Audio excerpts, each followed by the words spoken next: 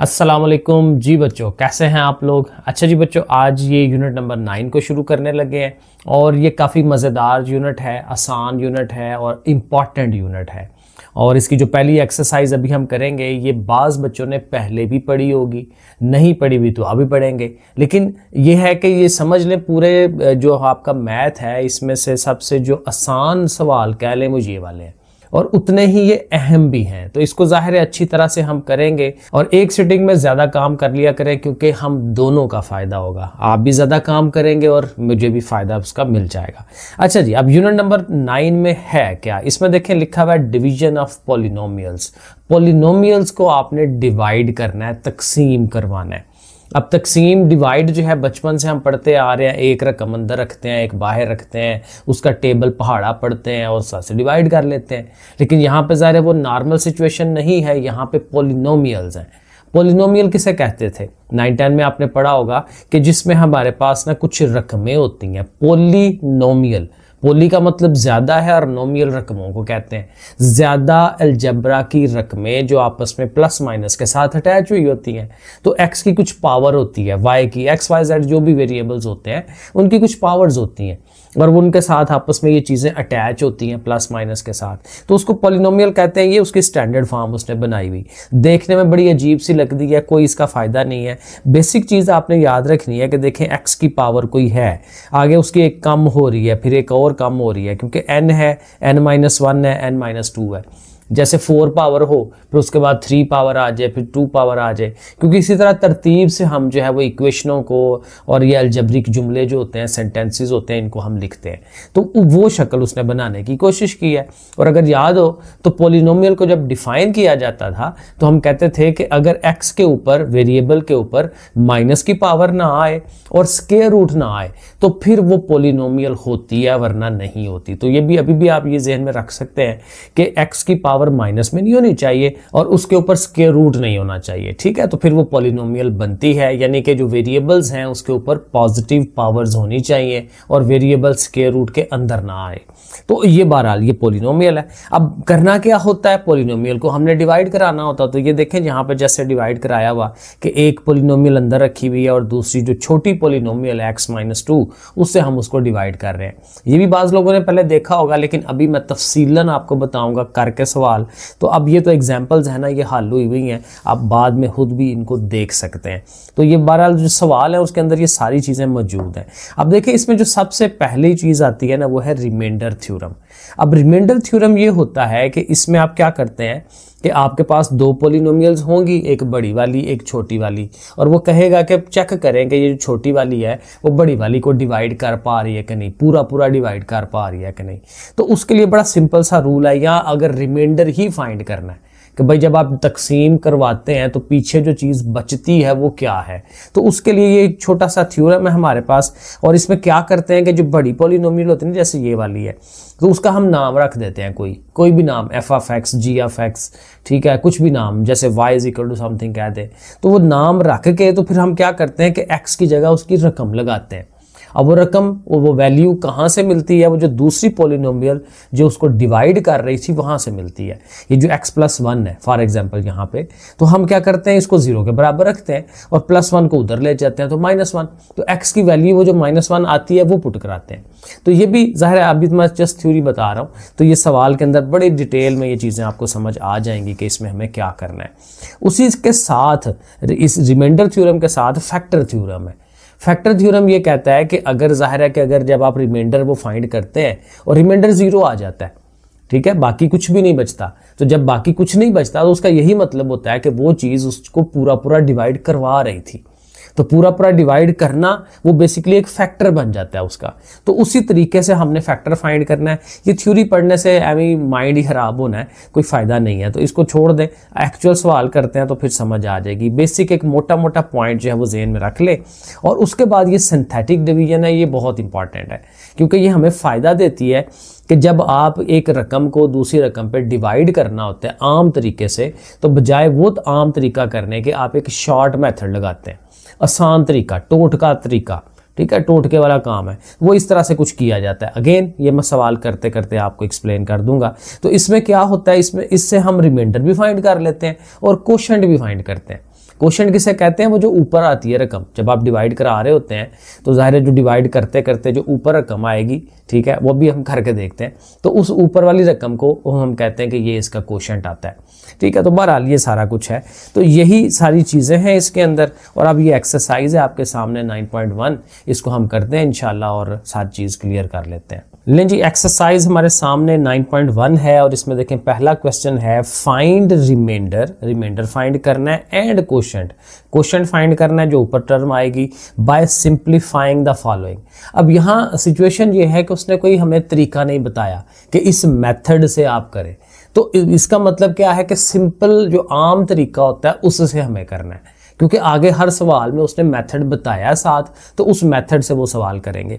अब यहाँ आम डिवीजन है, तो आम डिवीजन भी जाहिर है हमें आनी चाहिए, तो वो ज़रा एक दफ़ा देख लेते हैं। अब जाहिर है उसने ये बताया हुआ कि ये वाली जो टर्म है इसको आपने डिवाइड करना है इस वाली रकम से, तो जाहिर है कि जिसको डिवाइड किया जाता है उसको अंदर रखते हैं और जिसने डिवाइड करना है वो हमारा बाहर आ जाता है, ठीक है। इस तरह से आम काम। अब देखिए करेंगे कैसे, जिनको आता है वो तो ठीक है, बड़े आराम से आप कर लेंगे, जिनको नहीं आता वो ज़रा गौर करें, समझें कैसे होता है। देखें आपने इसकी पहली टर्म को देखना होता है और इसकी पहली रकम को देखना होता है कि पहली रकम जो है उनमें कितना फ़र्क है, कितना गैप है। फॉर एग्जाम्पल देखें यहाँ 3 लिखा हुआ है, जो डिवाइड करा रहा है उसके बेचारे के पास 3 नहीं है, तो आप 3 यहाँ लिख दें, यानी जो चीज़ कमी होगी ना वो आपने लिख देनी है। इन दोनों के दरमियान जो फ़र्क है वो आपने बस यहाँ लिख देना होता है। मसलन 3 लिख दिया। अब यहाँ पे देखें x की स्क्वायर है, यहाँ पे सिंगल x है, तो 2x है हमारे पास अंदर, बाहर 1 है, तो 1 की कमी है, तो वो आप यहाँ लिख दें। अब देखें ये जो 3x है, इससे अगर आप x को मल्टीप्लाई करवाते हैं, x इंटू 3x, तो जाहिर है x और x मिलके x का स्क्वायर होगा ना, तो एग्जैक्टली यही चीज़ बन जाएगी, क्योंकि वो ऑटोमेटिक बनती है, क्योंकि उसी को देख के जो कमी थी वो हमने बाहर रखी है, तो डेफिनेटली वो चीज़ बन जाएगी। अब इसने फिर अगली वाली टर्म से भी मल्टीप्लाई होना है, एक तो माइनस भी है, और 3x 1s are 3x, तो वो जाहिर है इसी x के नीचे आना है, क्योंकि जो एक जैसी रकमें होती हैं उनको हम ऊपर नीचे लिखते हैं। नीचे आपने एक लाइन लगा लेनी है, फिर हम क्या करते हैं, इनकी अलामतें चेंज करते हैं, इनके सिंबल चेंज करते हैं। ये जो है हमारी ये प्लस की है, क्योंकि पीछे कुछ ना लिखा हो तो जमा होता है, तो अब यहाँ प्लस है तो आप वहाँ पे माइनस लिख देंगे, ये माइनस की है यहाँ पे आपने प्लस लिख देना है। अब ये दोनों कट जाएंगी, क्योंकि डेफिनेटली ये प्लस की है ये माइनस की है, और यही हमारा मकसद होता है कि रकमें कटवाते जाएं और ये हल होता जाता है। अब आगे चले, ये जमा का 3 है और ये माइनस का 1 है, प्लस के 3 में से माइनस का 1 जाहिर है निकलेगा, कैलकुलेटर से भी आप कर सकते हैं, तो आपके पास आ जाएगा प्लस का 2, और जाहिर है वो x वाली रकम है प्लस 2x, और जो अगली एक रकम छोटी एक रह गई है 2, उसको भी साथ लिख लें। ये हमारा एक स्टेप हुआ है, और यही स्टेप हमने बार बार दोहराते जाना है जब तक हमारा काम मुकम्मल नहीं होता। यहाँ पे तो हर यहीं पे काम मुकम्मल हो जाएगा, क्योंकि इससे आगे और रकमें कोई नहीं है, ज़्यादा बड़ी रकमें भी हो सकती हैं। तो अब देखें दोबारा से इसमें और इसमें फ़र्क कितना है। अब देखिए ये x, बाहर भी x मौजूद है, 2 इधर नहीं है, तो 2 जो नहीं है उसकी कमी है, तो वो भी आप 2 यहाँ लिख लें। अब 2 से x मल्टीप्लाई होगा तो 2x बनना है, और 2x ने 1 से मल्टीप्लाई होना है, तो ज़ाहिर माइनस भी है साथ, 2 1s are 2 जो है वो ऐसे लिख लेंगे, और इसको नीचे कर लें और एक लाइन लगा लें, फिर साइन चेंज कर दें, और देखें अब ये दोनों फिर कट जाएंगे, प्लस का 2 और प्लस का 2 मिलके हमें 4 मिल जाएगा। अब ये देखें पूरी डिवीजन हमने कर ली है। अब ये जो नीचे आया है ये क्या है, हमारा रिमाइंडर है, ठीक है, या आपने लिख देना है नीचे कि ये हमारा रिमाइंडर आया, और वो कितना आया है 4। पूछा उसने क्या था, रिमाइंडर भी और क्वोशंट भी, तो फिर आपने इसके साथ क्वोशंट भी लिखना है, QUOTIENT। अब क्वोशंट वही होता है जो ऊपर यहाँ पे आती है टर्म, जो उसको पूरा डिवाइड कर रही होती है। तो ये जो 3x + 2 आया है इसको हम इसके साथ लिख लेंगे। चलें जी, एक पार्ट हमने कर लिया। अब दूसरा जो है मैंने, चूंकि बिल्कुल सेम स्टेप थे तो मैंने कर दिया है सामने। ये सारी रकम है उसको हमने अंदर रखना है, x - 2 ने डिवाइड करवाना है। फिर आप देखें इस पहली और इस पहली में फ़र्क देखें, यहाँ 3 पावर है, यहाँ सिंगल पावर है, तो इसका मतलब 2x की जो पावर्स हैं वो मिसिंग है, वो हमने यहाँ लिख लेनी है। बाकी कोएफिशिएंट तो था ही नहीं उसके पास कोई, तो ठीक है, x² x की पावर 3 हो जाएगा। x² ने 2 के साथ मल्टीप्लाई होना है, तो -2x², वो देखें यहाँ लिख लिया क्योंकि उसकी तरह की ऊपर रकम भी मौजूद है, वो भी x² है, ये भी x² है। साइन चेंज करेंगे, ये दोनों कट जाएंगे, प्लस का 2 और प्लस का 12 मिलके प्लस के 14 हो जाएंगे। साथ इसको नीचे उतार लेंगे। एक रकम इनफ होती है क्योंकि ये भी दो ही है ना, तो दो दो रकमें इकट्ठी हम करते हैं। फिर इसको और इसको देखें, हमेशा पहली पहली को देखना है। यहाँ 14 है, 14 लिखें। x की 2 पावर है, सिंगल पावर है तो 1 पावर और लिख लें, ठीक है। तो 14x, x jar 14x square, और 14x 2 से मल्टीप्लाई होगा तो 2 14 जार 28, साथ माइनस।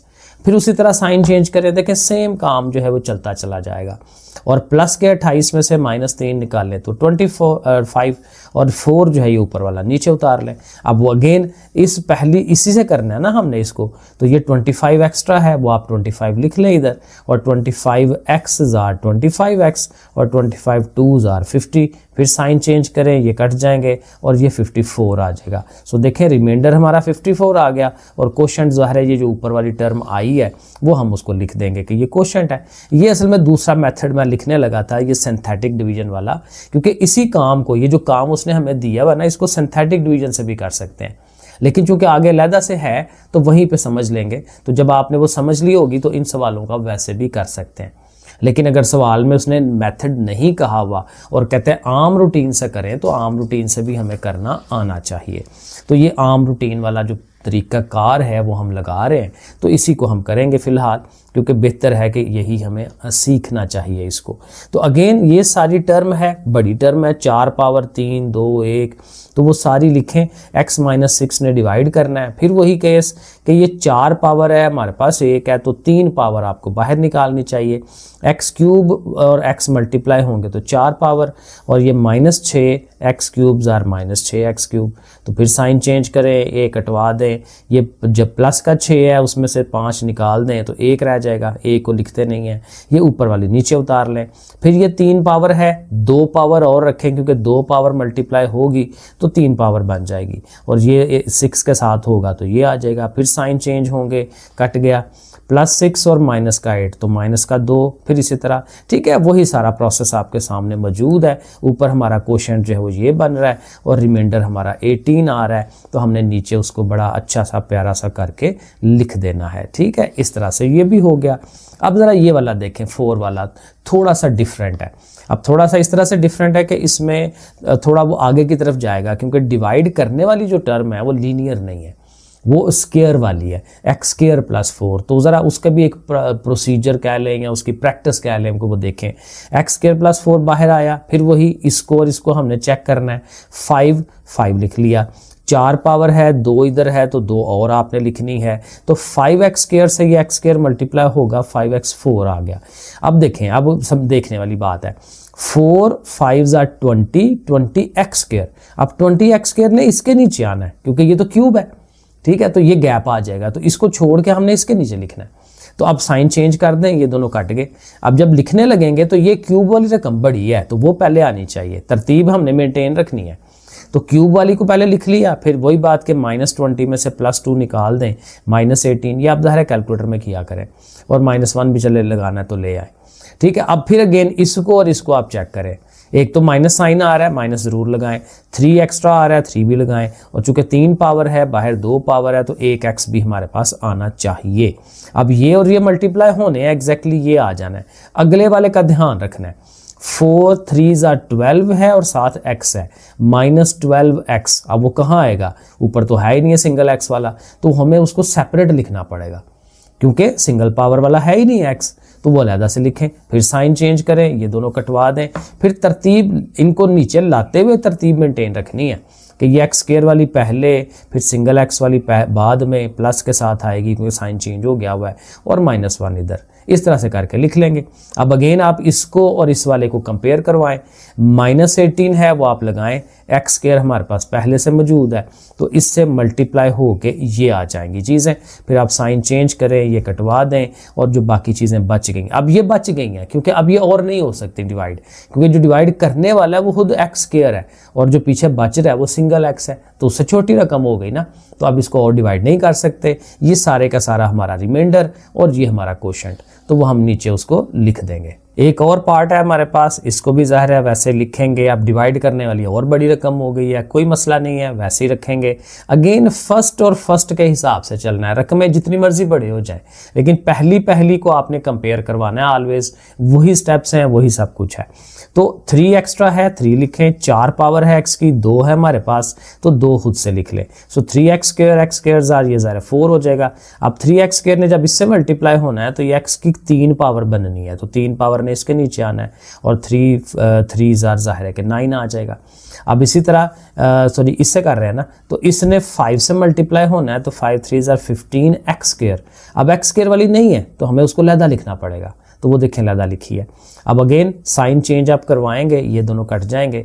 अब ये ज़ाहिर है क्यूब वाली पहले आनी चाहिए, +9 में से -5 करेंगे ये। अब उसके बाद इसको आना है, क्योंकि क्यूब के बाद 2 पावर वाली आती है ना, तो ये -15x स्क्वायर यहाँ, फिर आगे 4x और आगे -6, प्रॉपर तरतीब लग जाएगी। अब दोबारा इसको और इसको कंपेयर करवाएं, तो एक तो 4 आएगा और एक x जो है वो आना है, क्योंकि 3 पावर है ना, यहाँ 2 है हमारे पास, तो एक x भी लगा लेंगे। अब 4x इससे मल्टीप्लाई होगा, ये आ गया। 4x ने इससे होना है तो ये चीज़ आ गई, और 4x ने 5 से होना है तो वो 20x आता है, तो प्रॉपर तरतीब वो लग रही है। साइन चेंज कर देंगे, ये कट जाएगा, इनको हम प्लस माइनस करवाएंगे, साथ ये आएगा, और एंड पे देखिए हम -3 एक्स्ट्रा है, क्योंकि x स्क्वायर है हमारे पास, तो -3 लिख के -3 से इनको मल्टीप्लाई करके साइन चेंज कर दें, ये कटवा दें, और बाकी जो चीज़ रह गई है वो छोटी हो गई है, वो रिमाइंडर हो जाएगा, और जो ऊपर टर्म आई थी उसको एज ए क्वोशंट लिख लेंगे। तो ये हमारा क्वेश्चन नंबर 1 हो जाता है मुकम्मल, कि जिसके अंदर हमने एक्चुअल डिवीजन जो थी वो करनी थी। ये थोड़े से बड़े कह लें, लेकिन अब जो सवाल है ये बिल्कुल सिंपल से 2-2 नंबर वाले शॉर्ट सवाल है, ये ज़रूर पेपर में आएंगे, क्योंकि ज़्यादा बड़े नहीं है। अब देखें नंबर 2 में ये कहता है यूज रिमाइंडर थ्योरम, जो मैंने आपको थ्योरी में बताया रिमाइंडर थ्योरम, उसको यूज करना है to find the remainder. Find remainder ही करना है, बकाया क्या बचता है। यहाँ पे भी रिमाइंडर ये बचता था, रिमाइंडर जो बाकी बच रहा है, तो लेकिन जाहिर है कि ये तरीका थोड़ा सा मुश्किल है, थोड़ा लंबे चौड़े काम करने पड़ते हैं, ठीक है। लेकिन यहाँ पे हम टोटका यूज़ करेंगे, रिमाइंडर थ्योरम यूज़ करेंगे, जो उसने हमें एक तरीका बना के दिया हुआ है, ठीक है। तो first polynomial is divided by the second polynomial, तो ये उसने बता भी दिया कि इसको ये डिवाइड कर रहा है। अब जो डिवाइड कर रहा है, अब ज़ाहिर है इसका तरीकाकार आप समझ लेना आपने, अगर पहले नहीं किया हुआ तो, क्योंकि पहले किया हुआ तो बिल्कुल आसान सा होता है। x -2 है, इसको आपने 0 के बराबर रखना है, -2 को उधर ले जाना है तो +2 हो जाना है। x की वैल्यू आ गई 2। अब ये वैल्यू आपने क्या करना है, ये जो दूसरा फंक्शन था पहले उसका नाम रख लेना है, f(x). नाम भी रखे तो है, कोई मसला नहीं है, डायरेक्ट कर सकते हैं, तो उसका नाम रख दें f(x), और फिर x, हर x की जगह पे ये जो 2 वैल्यू है वो आपने पुट करा देनी है। तो हर x की जगह यहाँ पे 2, इधर 2, इधर 2, ठीक है। अब लिख के तो बस इसको हल कर लेना, 2 का स्क्वायर लें, 4 5 2 10 है, 6 है, ऐड करें 20। अब ये जो आता है आंसर, ये रिमाइंडर आता है। वैल्यू पुट कराने से जो चीज़ आ जाती है वो रिमाइंडर आ जाता है, बजाय वो सारी डिवाइड करने के। तो ये रिमाइंडर थ्योरम हमें ये तरीका बताता है, तो हम बस लिख देंगे कि इसका रिमाइंडर 20 आ गया। सो देखें बड़ा सिंपल सा काम था। नंबर 2 जाहिर है इसी तरह से करना है, ये डिवाइड कर रहा है, इसको 0 के बराबर रखें, वैल्यू ले लें, इस फंक्शन का नाम रख लें, हर x की जगह पे -1 पुट करा देंगे। -1 की 3 पावर -1 नहीं होता है, क्योंकि 3 ऑड पावर है ना, ऑड पावर में माइनस खत्म नहीं होता। यहाँ इवन पावर है तो ये माइनस खत्म हो जाएगा, तो 5 1 5, ठीक है। तो इनको प्लस माइनस करें तो 10 आ जाता है, तो बस कह दें कि रिमाइंडर हमारा 10 आ गया। तो इस तरह से ये छोटे छोटे पार्ट्स हैं, ये आप करते चले जाएं, कोई मसला नहीं है। इसी तरह ये है, इसको फंक्शन का नाम रख लें, x -1 है, तो जाहिर है जब इसको 0 के बराबर रखेंगे तो उधर जाके +1 होगा, तो +1 आपने पुट कराना है हर एक की जगह पे। अब 1 की जो मर्जी पावर ले उसने 1 ही रहना है, तो 5 दफ़ा 1 1 आ रहा है, तो इसका मतलब कि इसका रिमाइंडर जो है वो 5 आ गया। यही काम यहाँ पे होना है, इसको हमने फंक्शन का नाम दिया, इसको 0 के बराबर रखेंगे तो वैल्यू -3 बनेगी उधर जाके, तो -3 आपने पुट करा देना है। -3 पुट करा के कैलकुलेटर से करें या ज़ुबानी करें, तो ये पावर्स लेके उनको आपने प्लस कर लेना है, तो इसका रिमाइंडर जो है वो 91 आ गया। ठीक है, सीधा सीधा काम है, इसलिए जल्दी जल्दी हम कर लेते हैं। इसी तरह ये फंक्शन है, उसको फंक्शन के नाम रख दें F of x. X plus 2 है तो जाहिर है उधर जाके -2, तो -2 आपने हर एक्स की जगह पे पुट कराना है। तो देखें इसकी जो वैल्यू है रिमाइंडर की वो 10 यहाँ पे आ जाती है। तो ये हमारा क्वेश्चन नंबर 2 जाहिर है मुकम्मल हो गया, क्योंकि इसमें यही कुछ ही हमने करना था। अब चलें क्वेश्चन नंबर 3 की तरफ। यहाँ पे क्या है, यूज द फैक्टर थ्योरम। अब फैक्टर थ्योरम यानी इसमें बेसिकली रिमाइंडर थ्योरम और फैक्टर थ्योरम एक ही चीज़ है, ठीक है। बस ये होता है कि यहाँ पे जो डिवाइड करा रहा था ना ये वाला, फॉर एग्जांपल इसको ये तकसीम करा रहा है, तो अगर वो रिमाइंडर 0 आ जाए ना, जैसे कि यहाँ पे रिमाइंडर 91 आ गया है, तो रिमाइंडर अगर 0 आ जाए तो फिर हम कहते हैं कि ये उसका एक फैक्टर है, उसी का एक हिस्सा है, क्योंकि उसी में से चीज़ निकाल के उसी में पुट कराएंगे तो डेफिनेटली बकाया जो है वो 0 आना चाहिए, क्योंकि वो उसको पूरा पूरा डिवाइड करता है। यही फैक्टर थ्योरम है कि फैक्टर थ्योरम 2 काम हमसे करवा लेता है। एक तो ज़ाहिर है फैक्टर भी बनवा सकता है, और दूसरा ये पता भी हम चला सकते हैं कि ये जो चीज़ डिवाइड कर रही है उसको क्या उसका फैक्टर है कि नहीं है। तो ये हम काम इसमें कर सकते हैं। देखें क्वेश्चन नंबर 3 में कह रहा है use the factor theorem to determine if the first polynomial is a factor of the second polynomial. वही सवाल वो हमसे पूछ रहा है कि जी क्या पहला ये जो टर्म है, ये जो पहली पॉलिनोमियल है, वो सेकंड वाले का फैक्टर बनती है कि नहीं बनती। तो वो आपने फैक्टर थ्योरम से पता चलाना है। बिल्कुल सेम काम जो क्वेश्चन नंबर 2 में किया है। ये जो बड़ी टर्म है उसको आप फंक्शन बना लें, फंक्शन नाम रख लें।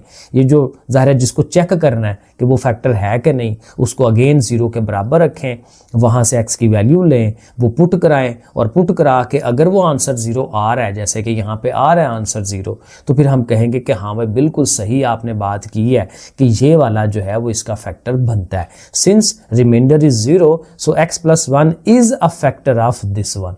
तो ये लाइन हमने उसको नीचे लिख देनी है। तो देखें बड़ा आराम से वही काम है जो हमने क्वेश्चन नंबर 2 में किया हुआ है। आगे चलें, सेकंड पार्ट बिल्कुल वैसे ही, ये फंक्शन है उसको फंक्शन रखें, x - 2 है, ज़ाहिर 0 के बराबर रख के x की वैल्यू 2 आ जाती है, तो आपने हर x की जगह पे 2 पुट कराना है। ये भी 0 आ गया, तो इसका मतलब कि x - 2 जो है हमारी जो सेकंड पॉलिनोमियल है उसका फैक्टर बन रहा है। ठीक हो गया। आगे चलें, अब आगे इसको और इसको चेक करना है। तो ये फंक्शन है हमारा, उसको फंक्शन कहें, x + 1 है, 0 के बराबर रखेंगे तो -1 हो जाएगा। -1 आप वैल्यूज पुट कराएं, सॉल्व करवाएं, आंसर 0 नहीं आया, रिमाइंडर 0 नहीं आया। तो जब रिमाइंडर 0 नहीं आया तो दैट मीन्स कि हमारा ये जो x + 1 है is not a factor of that second polynomial. तो ऐसे एक लाइन आपने नीचे लिख देनी है। आगे ये 4 वाला पार्ट है, बिल्कुल वैसे ही ये फंक्शन हो जाएगा हमारा, x - 2 है, इसको 0 के बराबर रखेंगे, x = 2 बन जाएगा। हर x की जगह पे 2 पुट कराएं, सॉल्व करवाएं, इसको 0 आंसर आ गया तो हम कहेंगे कि ये वाला इसका फैक्टर है। ठीक हो गया। अगला जो पार्ट है बस देख लें, आपके सामने है तरीकाकार। अब यहाँ पे रिमाइंडर 0 नहीं आया, 7 आ रहा है, सो हम कहेंगे कि ये जो x - 3 है इसका फैक्टर नहीं है। ठीक है ना। अब जाहिर है ये सिंपल काम है, अब आपकी अपनी प्रैक्टिस है, आप खुद कितने सवाल करते हैं, मैक्सिमम सवाल किया करें। मैथ में अच्छे नंबर लेने हैं आपको लिखना पड़ेगा, आपको अपनी उंगलियां थकानी पड़ेंगी। ये अंडरस्टूड बात है, मैंने करके देखा हुआ है, ऐसे ही होता है, मैं खुद भी ऐसे ही किया हुआ है मैंने। क्वेश्चन नंबर 4, अब यहाँ पे आ गई synthetic division. Use synthetic division to show that x is the 0 of the polynomial. अब ये जो 0 ऑफ द पॉलिनोमियल पूछता है ना, तो वो वही मतलब है कि यहाँ जो x की वैल्यू दे रहा है ना, वो वैल्यू पुट कराने से रिमाइंडर 0 आएगा। जब रिमाइंडर 0 आ जाता है तो हम कहते हैं कि ये जो x की वैल्यू है ये उसका एक 0 है। 0 मतलब वही कि उसका एक फैक्टर है। ठीक है, वो सेम चीज़ है, उसको एक और अंदाज में उसकी बात कर रहा है। अभी देखें कैसे होगा, बड़ा इजी काम है। ठीक है, एक तो 0 प्रूफ करना है एंड यूज़ द रिजल्ट, और ज़ाहिर है कि जो आंसर आता है उस आंसर को इस्तेमाल में ला के आपने क्या करना है, ये जो पॉलिनोमियल है उसके फैक्टर्स सारे बना लेने हैं। तो वही जो मैंने शुरू में थ्योरी में आपको बताया था कि फैक्टर बनाने के लिए भी सिंथेटिक डिवीजन को इस्तेमाल किया जाता है। तो बड़ा इजी काम है, कोई मुश्किल काम नहीं है। अब ये देखें, सीखना है, अगर पहले नहीं आता तो सीखें, बहुत मज़ेदार काम है। आपके पास ये जो पॉलिनोमियल है ना बड़ी वाली, आपने क्या करना है, इसके कोएफिशिएंट्स को लिखना है तरतीब वाइज। अब देखें x³ है ना, तो उसके साथ पीछे क्या होगा, 1 होगा, वो आपने 1 लिख लेना है। अब उसके बाद x² आता है, तरतीब नहीं छोड़नी। x² यहाँ नहीं है, तो नहीं है तो उसका नुमाइंदगी ज़रूर होनी चाहिए। तो एक्स स्क्वायर चूंकि नहीं है तो सब में 0 एक्स स्क्वायर है, तो फिर उसका 0 ज़रूर लगाना है। ये मिसिंग नहीं करना, ये मिसिंग अक्सर बच्चे कर जाते हैं, वो डायरेक्ट -7 लिख देते हैं, वो गलती हो जाती है। तो उसके बाद अब एक्स स्क्वायर का 0 लिख लिया ना, अब उसके बाद एक्स है तो जाहिर है वो है हमारे पास -7, वो आप लिख लें। उसके बाद जाहिर है कांस्टेंट टर्म होनी चाहिए, वो लिख लें, वो तरतीब प्रॉपर बन जाती है। तो ये इनके कोएफिशिएंट्स एक दफ़ा आपने लिख देने होते हैं। अब साथ उसने देखा बताया हुआ है कि x2 के बराबर है, वो आपने यहाँ लिखना है इस जगह पे, ऐसे एक लाइन ऐसे लगा देनी है, एक लाइन नीचे करके लगा लेनी है, ठीक है, और इस 2 को यहाँ लिख लेना है। अब ये जो नंबर्स आए हैं वो कैसे आए हैं वो मैं आपको बताने लगा हूँ। पहला जो नंबर है 1, उसको आपने एज इट इज़ नीचे उतार देना है, जैसा है वैसे का वैसे नीचे लिख दें, यहाँ इधर कुछ नहीं लिखना, ठीक है। अब ज़ाहिर ये तरीका है ना, टोटका है, तरीका है, जो भी मेथड है, तो उसमें पहला जो कोएफिशिएंट है वैसे का वैसे नीचे आ जाएगा। अब आपने इसको और इसको मल्टीप्लाई करवाना है, तो 2 1s are 2 और जो आंसर आया वो यहाँ लिख देना अगले वाले के नीचे, ठीक हो गया। अब इन दोनों को प्लस कराते हैं, ऐड कराते हैं, इकट्ठा करते हैं, तो 2 और 0 2 ही होता है, वो आप नीचे लिख लें। फिर इसको और इसको फिर मल्टीप्लाई, तो 2 2s are 4, वो आपने यहाँ लिख दिया, ठीक है। अब 4 -7 करेंगे तो -3 आएगा। अब ये जो नंबर आया फिर इसके साथ मल्टीप्लाई, और 2 3s are 6, एंड पे -6 आ गया, और 6 -6 0। अब जब वो उसका 0 होता है तो रिमाइंडर ने 0 आना है, वो उसका फैक्टर होता है बेसिकली। तो जब हमारे पास यहाँ रिमाइंडर 0 आ जाए तो हम कहेंगे कि ये जो x की वैल्यू थी वो उस पॉलिनोमियल का 0 है, मतलब कि उसको वैल्यू पुट कराने से रिमाइंडर 0 आता है। रिमाइंडर को 0 आ जाना, रिमाइंडर का 0 आ जाना बेसिकली यही प्रूव करता है कि ये जो वैल्यू है उसकी वजह से आया 0। तो हम यही लिखेंगे कि since reminder is 0 so x - 2 is a 0 of the polynomial, ठीक है, उसको कहने का तरीका है। तो ये हम कह देंगे भाई 0 है उसका। अब ये तो हो गया। अब फैक्टर्स की तरफ कैसे जाएंगे? फैक्टर की तरफ इस तरह से जाएंगे कि ये x = 2 है ना, तो आप 2 को इस साइड पे ले आए, ठीक है, जैसे पीछे करते थे कि वो उधर होता था तो उसको दूसरी साइड पे ले जाते थे, तो 2 को इस साइड पे लाएंगे तो -2 हो जाएगा और इक्वल टू उधर 0 बच जाएगा। अब ये एक फैक्टर है उसका, इस वाले का ये एक फैक्टर है। तो एक तो आपने ये लिख देना है कि हमारा जो फंक्शन है ओरिजिनल, ये वाला जो फंक्शन है ये वाला, उसको उसमें से एक पार्ट तो ये x - 2 निकल आया, ठीक है, एक फैक्टर निकल आया। अब बाकी क्या चीज़ें हैं? बाकी होता है ये जो कोशेंट होता है, ये जो कोशेंट है जो पीछे हमने बताया था, और ये कोशेंट होता है। कोशेंट क्या चीज़ थी? वो जो डिवाइड कर रहे थे तो जो ऊपर चीज़ आती थी जो पूरा पूरा डिवाइड करती थी। सो यहाँ ये रिमाइंडर होता है एंड पे, ये कोशेंट होता है। ये सिंथेटिक डिवीजन में ये बात याद रखनी है, ज़हन में बिठाना है। यहाँ रिमाइंडर होता है, जो पीछे चीज़ आती है वो कोशेंट है। और कोशेंट को लिखते कैसे हैं आपने देखना है। ओरिजिनल आपका जो सवाल है वो 3 पावर में है, तो आपने जब ये लिखने हैं तो ये भी कोएफिशिएंट्स हैं x के, तो आपने उसको x² से शुरू करना है क्योंकि ये क्यूब था।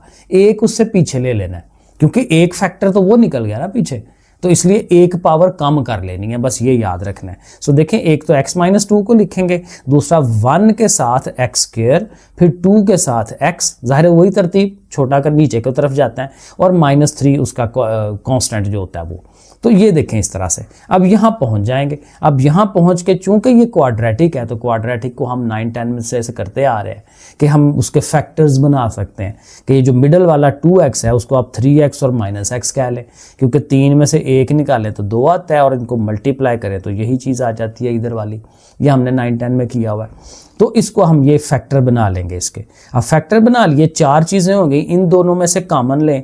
देखें x कॉमन आ रहा है, एक x बाहर निकल गया, एक रह गया, और ये x चला गया तो 3 रह गया। यहाँ से देखें कुछ कॉमन नहीं आया तो 1 ज़रूर लिखते हैं, और माइनस भी कॉमन है वो भी लिखें, तो x + 3, क्योंकि माइनस तो बाहर चला गया ना। ये दोनों सेम आ गए हैं तो x + 3 को बाहर निकाल लें और बाकी x - 1 रह गया। तो देखें तीनों फैक्टर्स बन गए। यानी ये जो हमारा सिंथेटिक डिवीजन है उससे हमें फ़ायदा ये मिलता है कि हमारी जो 3 पावर वाली है वो 2 पावर में चली जाती है, और 2 पावर वाली के फैक्टर्स बनाने हमें आते हैं जो हमने 9 10 से पढ़े हुए हैं, सीखे हुए हैं। वही तरीका यहाँ पे लगना है। अब देखें आगे, सेम सवाल, वही तरीका, हर चीज़ वैसे ही होगी। x³ है, -28x है, -48 है, और जो डिवाइड करने वाला है वो x की वैल्यू -4 है। उसी तरह कोएफिशिएंट्स आप लिखेंगे, इसका कोएफिशिएंट 1, स्क्वायर वाला नहीं है, x² वाला नहीं है तो वो 0 लिखें, आगे -28, आगे -48, -4 को यहाँ लिख लेना है, ऐसे लाइनें लगा लेनी है। पहली टर्म एज इट इज़ आ गई, -4 1s आर -4, इनको इकट्ठा किया -4, 4 4s आर 16 और ज़ाहिर है माइनस माइनस प्लस हो जाएगा, और इनको इकट्ठा करें -28 में से +16, तो कैलकुलेटर में करना है माइनस का 12 आएगा, और फिर इन दोनों को मल्टीप्लाई कर लेते हैं तो वो 48, और देखें एंड पे फिर 0 आ रहा है क्योंकि वो 0 उससे बनता है। यही हमने पहला पार्ट प्रूव करना होता है कि x = -4 इस टर्म का 0 है, और वो यहाँ से हमें पता चलेगा कि वो 0 बनता है। वो हो गया। अब आपने क्या करना है, ज़ाहिर है -4 को इधर ले आना है, तो ये पहला फैक्टर हमारा होगा x + 4, तो x + 4 को लिख लेंगे, और बाकी ये जो हमारा क्वोशंट आता है उसको लिख लेंगे 1x² - 4x - 12, वो हमने ऐसे लिख लेना है। अब अगेन इसके फैक्टर्स बनाएंगे, जैसे ये बीच वाला -4 है, इधर 12 है, तो 6 और 2, 6 2 बार 12 होता है, और 6 में से 2 निकालें तो वही -4 आ जाता है। कॉमन लेंगे, ठीक है, कॉमन लेना आपको पता है तरीकाकार, और x - 6 एक जैसा आ गया उसको निकाल दें, और x + 2, तो देखें ये 3 फैक्टर्स हम उसके बना लेते हैं। तीसरे पार्ट में देखें रकम हमारे पास है बड़ी, और यहाँ पे देखें 4 पावर भी है, तो चूंकि 4 पावर वाली है तो इसके फैक्टर भी 4 बनेंगे, जितनी पावर होती है उतने फैक्टर बनते हैं। और हमारी आसानी के लिए उसने ये किया है कि 2 फैक्टर उसने पहले से दे दिए हैं सवाल में, एक उसने x = 2 दे दिया है, एक x = -3 दे दिया है। तो ये भी एक इंटरेस्टिंग सवाल है कि इसको कैसे अटेम्प्ट करते हैं। पहला काम तो वही है कि आपने इनके सारे कोएफिशिएंट लिख लेने हैं, चूंकि प्रॉपर तरतीब लगी हुई है उसी तरतीब से आपने उनको लिख लेना है, क्योंकि 4 पावर 3 पावर 2 पावर प्रॉपर तरतीब है। अब एक पहले जिससे मर्जी पहले कर लें, आप -3 से भी पहले कर सकते हैं, 2 से भी कर सकते हैं, तो हम 2 से उसको करवा रहे हैं, कोई मसला नहीं है, सवाल आंसर बिल्कुल सही आएगा। अब देखें 2 से करेंगे उसी तरह, पहली term as it is 2 2s are 4, दोनों मिलके 11 11 2s are 22 and so on, और एंड पे ज़ाहिर है 0 आना ही आना है क्योंकि वो उसका फैक्टर है, तो देखो 0 हमने उसको प्रूव कर लिया।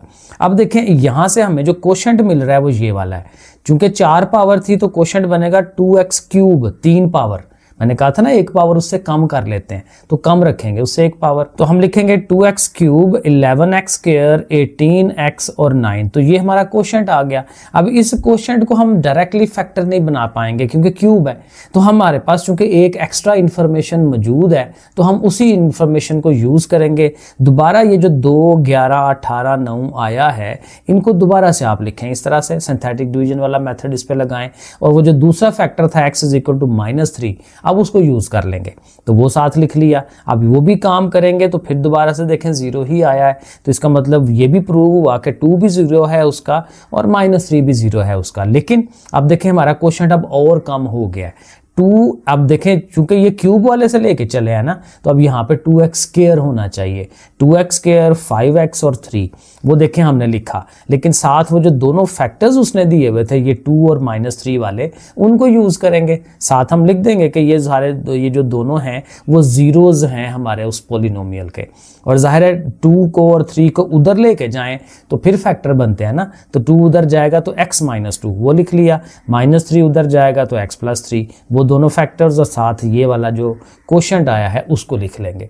अब अगला काम इजी है कि उसी के फैक्टर बनाने हैं। फैक्टराइजेशन इसकी करने के लिए पहले इन दोनों को मल्टीप्लाई करते हैं, 3 2s आर 6 होना चाहिए कि इसके जो 2 पार्ट्स बनाएं मल्टीप्लाई करें तो 6 आए और ऐड करें तो वापस 5 आ जाए, तो ज़ाहिर है वो भी 2 और 3 बनेंगे। बाकी कॉमन लेंगे और कॉमन लेके देखें ये 2 और फैक्टर आ जाते हैं। तो 4 फैक्टर जो मैं आपको शुरू में बता रहा था कि 4 फैक्टर बनने हैं क्योंकि 4 पावर वाली इक्वेशन है, तो वो देखें हमने उसको बना लिया। तो ये एक सवाल थोड़ा सा लेंथी था, बाकी सारे सवाल छोटे छोटे थे। तो चलें जी, क्वेश्चन नंबर 5 यहाँ पे क्या कहता है, यूज सिंथेटिक डिवीजन, दोबारा से उसी को डिवीजन को यूज करना है to find the quotient and remainder. ज़ाहिर है पिछले में भी हमने यही किया, क्वोशंट और रिमाइंडर का वाला काम किया था और उसके लिए साथ उसने सवाल भी दे दिया। तो बिल्कुल पिछले सवाल की तरह है, ये हमारे पास इक्वेशन है, उसके कोएफिशिएंट्स हमने लिखने हैं, क्यूब मिसिंग है, x की पावर 3 मिसिंग है, उसका 0 लगा लेंगे, बाकी सारे कोएफिशिएंट लिख लेंगे। x + 3 है तो इसको 0 के बराबर रखेंगे तो x की वैल्यू -3 आ जाएगी, वो -3 आपने बाहर रख लेना है। बाकी सारा प्रोसीजर हम करेंगे और देखें एंड पे 0 नहीं आया, ठीक है। अब जाहिर है कि ये तो उसने चेक करने के लिए हमें कहा था ना कि एंड पे क्या आता है, तो एंड पे जो आया 1 ये हमारा क्या हो जाएगा, रिमाइंडर, और ये सारा हमारा क्वोशिएंट हो जाएगा। रिमाइंडर लहदा से लिख दें, और वही बात कि चूंकि ये पावर इसकी 4 थी, तो जब आपने इसका क्वोशिएंट लिखना है तो फिर उसको x की पावर 3 से आप शुरू करेंगे।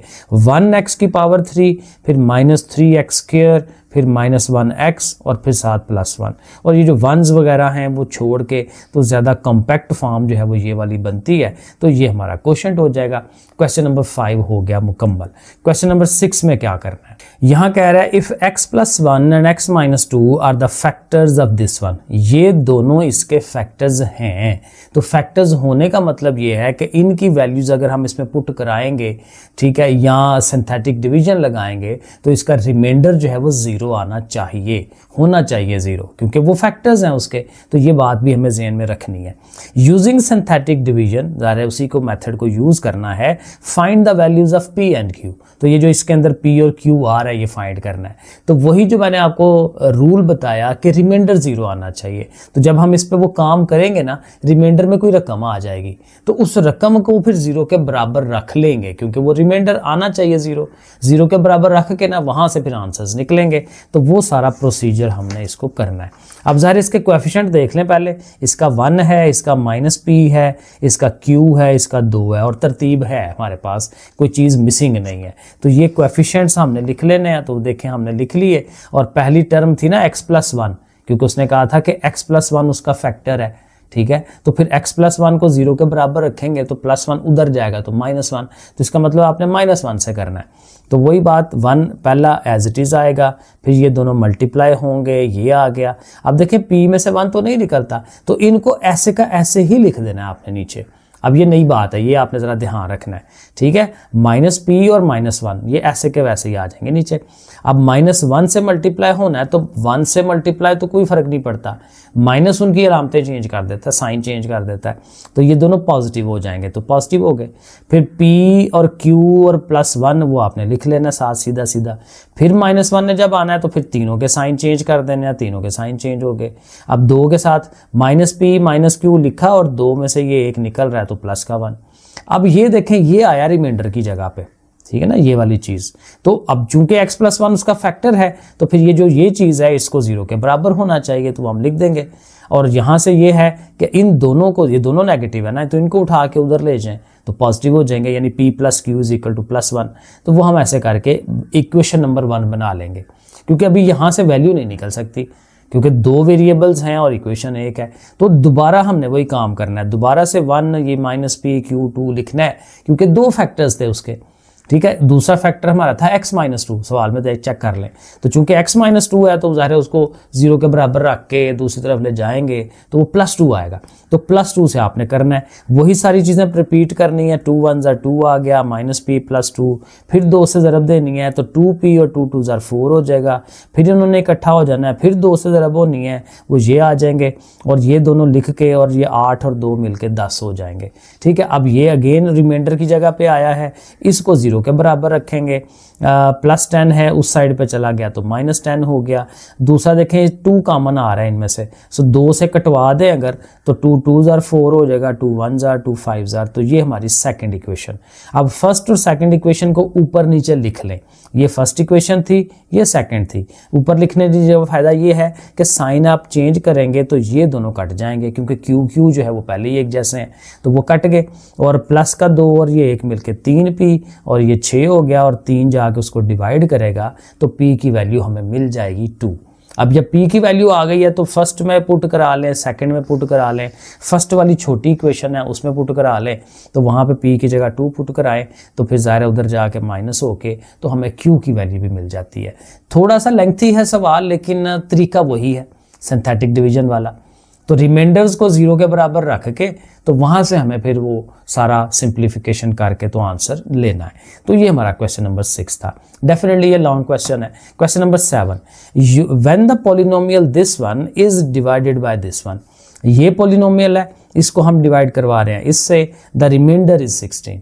अब कहता है रिमाइंडर 16 आएगा, यानी हम जो प्रोसीजर करेंगे तो रिमाइंडर की जगह पे जो चीज़ आएगी ना उसको आपने 16 के बराबर रख लेना है और वहाँ से आंसर बनाना है। Find the value of k, तो वही प्रोसीजर 4 2 k और x नहीं है तो वहाँ 0 और फिर 13, तो ये देखें वो लिख लेंगे। और चूंकि ये डिवाइड कर रहा है तो इसको 0 के बराबर रखें, तो वो +1 उधर जाके -1, तो -1 से आपने करना है। पहली टर्म एज इट इज़ -4 हो जाएगा, -4 करेंगे -2, 2 1 ज़ा 2, पॉजिटिव हो गया k +2, फिर माइनस से होगा तो साइन चेंज हो जाएंगे एज इट इज़ क्योंकि ऊपर 0 है, माइनस से करेंगे फिर पॉजिटिव, ये आ गया। तो रिमाइंडर को हमने, ज़ाहिर है ये रिमाइंडर है, उसको 16 के बराबर रखना है। रिमाइंडर को यहाँ 0 नहीं रखना क्योंकि ये उसने नहीं कहा कि ये उसका फैक्टर है, उसने कहा कि रिमाइंडर 16 आता है, 16 आएगा तो फिर फैक्टर तो ना हुआ, तो इसलिए रिमाइंडर की जो वैल्यू आई है उसको 16 के बराबर रखेंगे। अब 16 के बराबर रखें, +15 हो जाएगा -15, और देखें k की वैल्यू हमें 1 मिल गई। चलें जी, क्वेश्चन नंबर 8 है when the polynomial this one is divided by this one the remainder is 7, यानी इस वाली को इस पे डिवाइड करना है तो रिमाइंडर 7 आता है।